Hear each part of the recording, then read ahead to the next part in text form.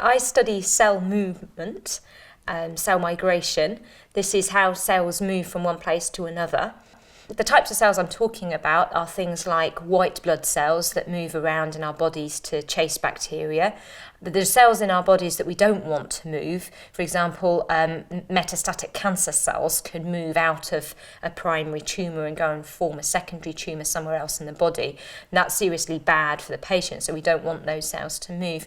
So the motivation for the kind of work I do is potential applications in medicine. But what I'm interested in is the mechanisms of how these cells move, how they're able to generate forces to push off their environment and to move around, and particularly when they're in a complex environment, maybe there's gaps they have to squeeze through. So inside the cell is made up of lots of proteins, and there are particular proteins that come together in filaments, and these make up what we call the cytoskeleton.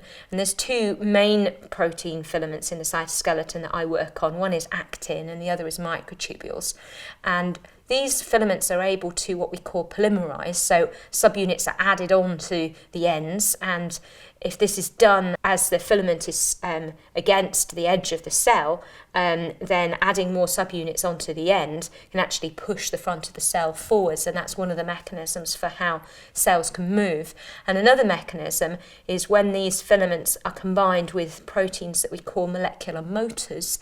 These are proteins that can bind to a filament and walk along, and if they bind to two filaments at the same time where the filaments are in opposite directions, then this will cause the filaments to be pulled together in a contraction. This is actually what's happening in our muscles, and it's also what happens in these cells that move. So these are examples of mechanisms that I study, and I'm particularly interested in cells in different environments and how do they change the way they move depending on their environment.